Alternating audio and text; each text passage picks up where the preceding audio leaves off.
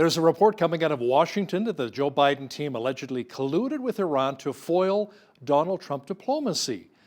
With more on that is our foreign affairs expert and U.S. political reporter Lisa Daftari, joining me once again from Los Angeles.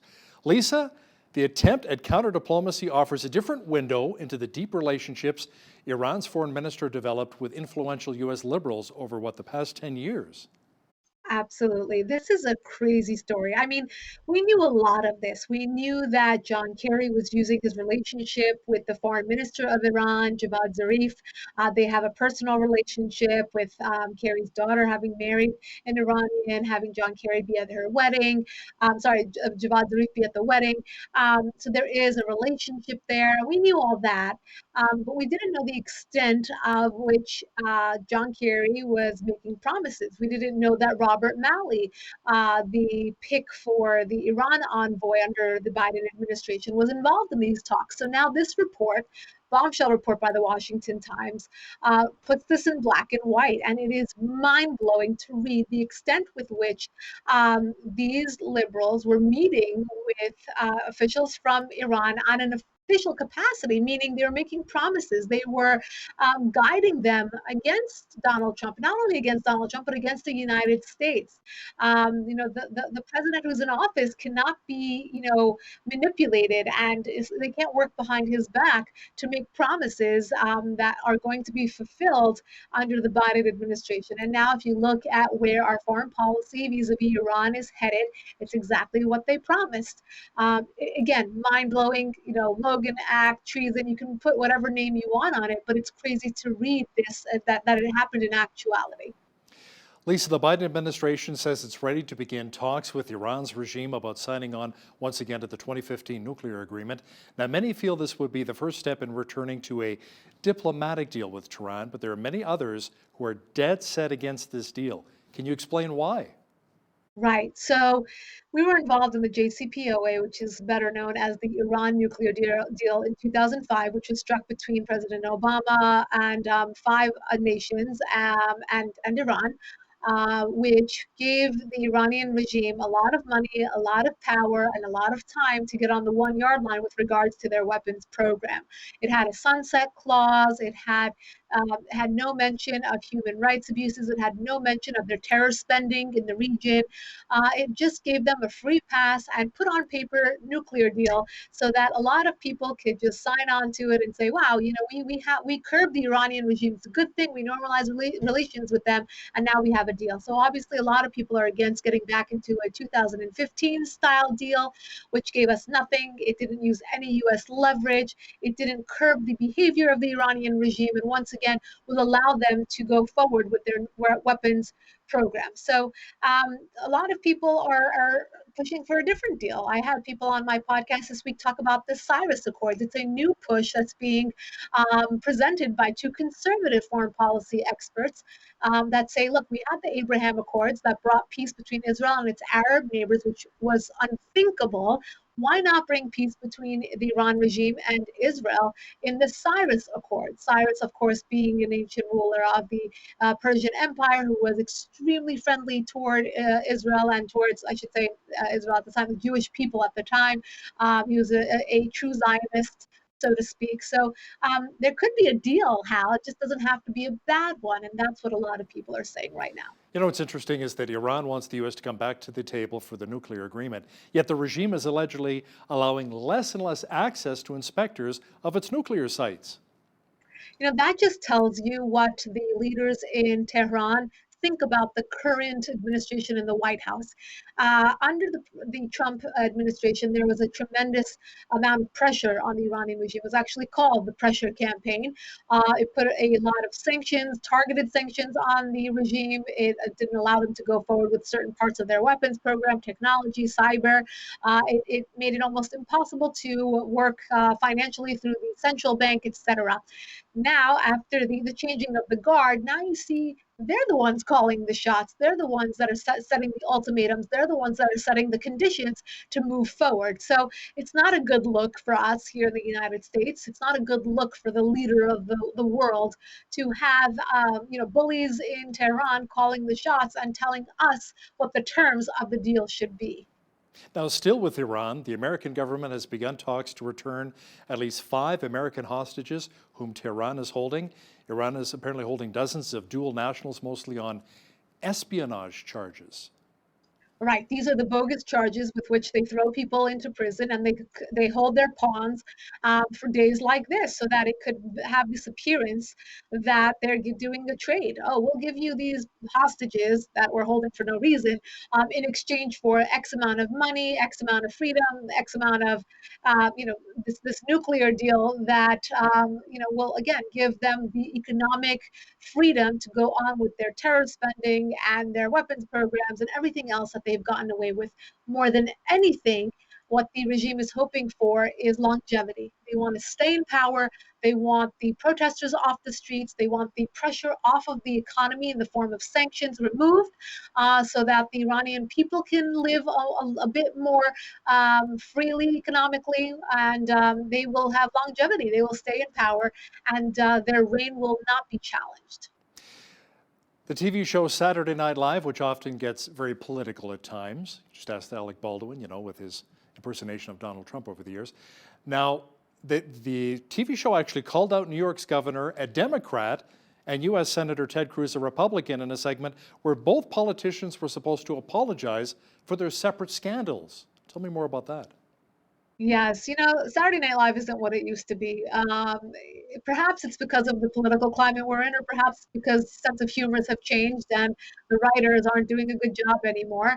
Obviously, they brought to light Cuomo's transgressions, Ted Cruz's transgressions, extremely different transgressions, but obviously putting them on the same foot because that's what liberals do and that's what the left-wing media does. They control everything. So they brought in, Cuomo probably to make themselves feel better about bringing in Ted Cruz, who traveled to Mexico with his family in the middle of what's going on in Texas, putting that on the same footing as the thousands of people who lost their lives because of the lies that Governor Cuomo made. And look, the Cuomo situation is probably going to go to a federal level in terms of investigation and perhaps litigation and conviction.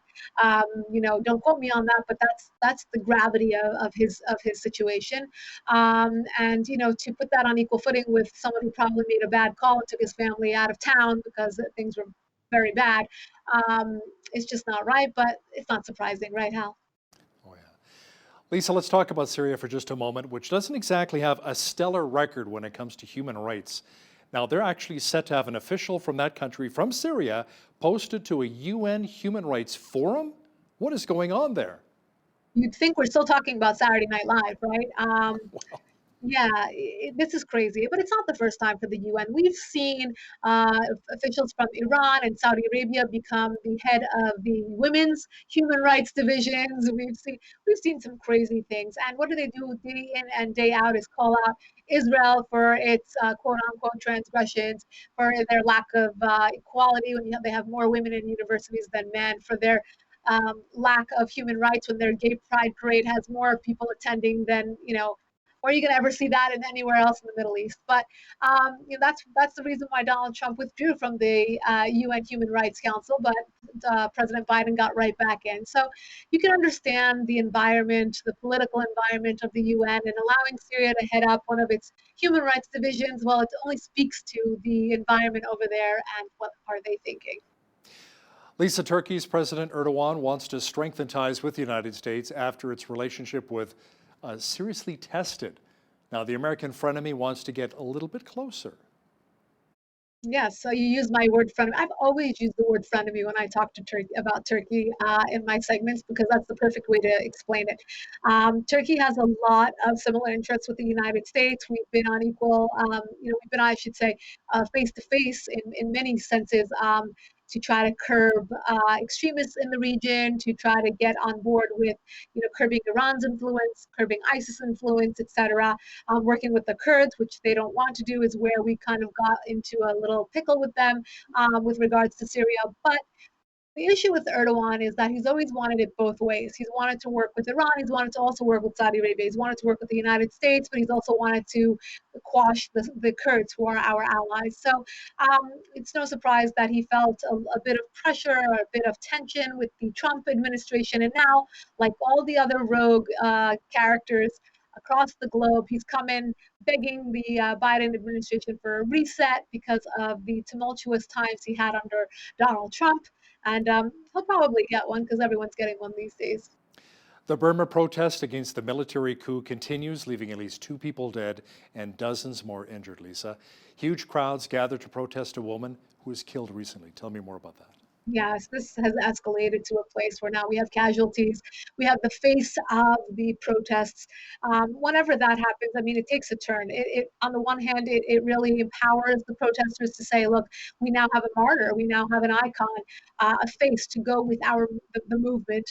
But it also, tells people to take a step back. They don't want to lose their lives. This started out as very peaceful protests and has gone somewhere very different. But there's no end in sight right now. The military has not made any more concessions, has not offered to do anything else to give the people a sense of stability or calm for their future. In the meantime, there's martial law. People are encouraged to get off the streets, and what will happen, who knows? Some big news out of Israel, which apparently leads the world when it comes to inoculations per capita. Health officials there say the Pfizer vaccine is preventing about 98.9% of COVID-19 related deaths. Yes, this is tremendous news for those who have been able to get the Pfizer vaccination, that have been able to get both rounds of the Pfizer vaccination. Israel's goal was to get as many people vaccinated as possible before springtime. So they went, pounding the pavement, trying to get everybody vaccinated, and they've done a tremendous job. It is a very densely populated country, although it is very small, about the size of New Jersey, and they're doing extremely well. They've set their own records with regards to getting more than half of their population already vaccinated. And as you said, the numbers are looking great. We're seeing a very low rate of infection for those who are vaccinated. And again, Israel has made they purchased mostly Pfizer vaccine, so their entire case study is showing what Pfizer vaccine can do. So it's tremendously helpful for those who are looking at the Pfizer vaccine.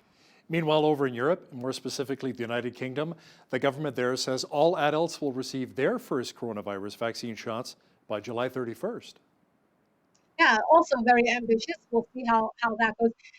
Look, at least they're setting some sort of deadline. We don't have anything like that here in the United States. Young people are wondering when their turn will be.